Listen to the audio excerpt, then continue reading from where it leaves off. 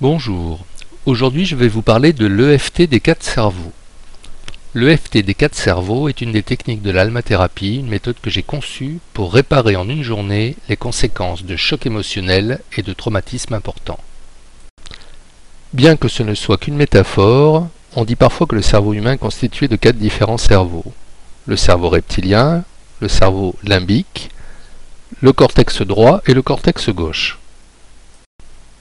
Lors d'un traumatisme physique important ou d'un choc émotionnel intense, nous avons vu qu'il existait une véritable dissociation au niveau des différents cerveaux.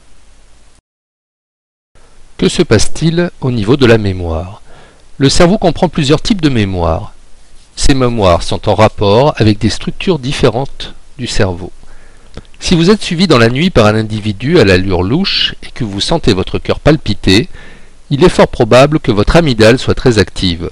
L'amygdale est en effet responsable de la mémoire implicite, une mémoire émotionnelle reliée à la peur. L'hippocampe et le cortex rendent possible, eux, une mémoire consciente explicite. L'amygdale et l'hippocampe sont situés toutes les deux dans chacun des lobes temporaux du cerveau. Lors d'un accident, grâce à l'hippocampe, vous vous souviendrez avec qui vous étiez, ce que vous avez fait et le fait que c'était une situation particulièrement pénible. Par contre, c'est par l'entremise de l'amygdale que le rappel de l'événement vous rendra les mains moites, augmentera votre fréquence cardiaque et feront se tendre vos muscles. L'information en provenance d'un stimulus externe atteint l'amygdale de deux façons différentes. Par une route courte, rapide mais imprécise, directement du thalamus, et par une route longue, lente mais précise, qui passe elle par le cortex. Imaginez que vous marchez dans la forêt et que vous entrevoyez une forme allongée à vos pieds. Cette forme, qui évoque celle d'un serpent, va très rapidement, grâce à la route courte, mettre en branle les réactions physiologiques de peur qui sont très utiles pour s'activer face à un danger. Mais ce stimulus visuel va aussi, après son relais au thalamus, parvenir au cortex. Celui-ci, grâce à sa faculté de discrimination et à l'exploitation des mémoires provenant de l'hippocampe, va se rendre compte quelques fractions de secondes plus tard que ce que vous aviez pris pour un serpent n'était au fond qu'un simple bout de bois. Votre cœur va alors cesser de s'emballer et vous en serez quitte pour une grande peur. Une région du cortex, le cortex préfrontal, est responsable du contrôle des émotions. C'est lui qui va dire au système limbique qu'il n'est plus nécessaire d'avoir peur parce que le traumatisme est passé.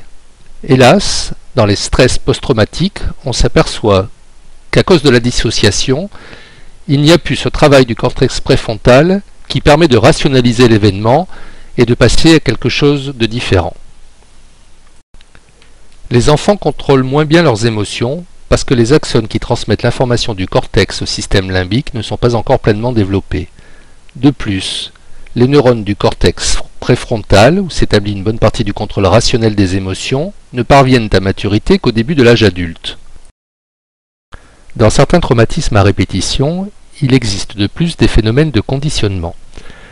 Tel le chien de Pavlov, qui commence à saliver en entendant simplement la cloche qui annonce le repas, certaines personnes connaissent des crises de panique, tout simplement parce qu'ils ont senti une odeur ou vu une couleur qui était présente dans le contexte et l'environnement où ils ont vécu leur traumatisme. Ces phénomènes s'expliquent très facilement quand on comprend que les systèmes de mémoire implicites de l'amygdale et explicites de l'hippocampe ont emmagasiné différents aspects de l'événement. En temps habituel, ces deux systèmes sont mis en branle par les mêmes indices de rappel et on ne se rend pas compte de leur spécialité. Mais suite à un choc, ou dans certains cas pathologiques, ils peuvent très bien fonctionner de façon totalement séparée. Si on aide une personne à se remémorer un événement traumatisant, tout en restant connecté à ses sensations, à ses émotions, à ses pensées et à ses intuitions, le cerveau remet en place des processus associatifs pour gérer les conséquences de l'événement traumatique. C'est le principe de l'EFT des 4 cerveaux, une méthode de gestion des stress post-traumatiques que j'ai optimisée en travaillant avec des centaines de personnes. L'EFT des 4 cerveaux utilise des principes d'hypnose, d'EFT, de MDR et de rêve éveillé qui ont fait leurs preuves pour la gestion des stress post-traumatiques. L'EFT, Emotional Freedom Technique, technique de libération des émotions, a été inventé par l'américain Gary Craig et a fait ses preuves pour le traitement des stress post-traumatiques des vétérans du Vietnam. Dans la méthode, le patient tape des points d'acupuncture. Certains de ces points d'acupuncture ne sont pas quelconques. Ils sont appelés en médecine chinoise les points des démons. L'EMDR et l'IMO sont deux techniques de gestion des stress post-traumatiques qui ont été développées en parallèle par la psychologue Francine Shapiro et par les praticiens PNL Connie Rae et Steve Andreas.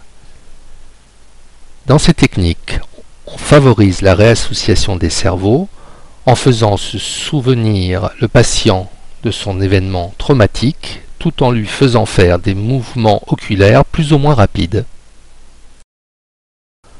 Le rêve éveillé est une méthode thérapeutique élaborée par Robert de Soy dans les années 1930. Le patient installé en divan est invité à produire un scénario de type onirique qu'il décrit au thérapeute. Un rêve éveillé caractérisé par trois critères dits les 3 V. Voir. Il s'agit pour le patient de voir quelque chose, un paysage, des animaux, des personnages. Vivre. Le patient y vit des sentiments et des émotions. Verbaliser. Le patient décrit tout ce qu'il vit et voit au fil de son rêve éveillé.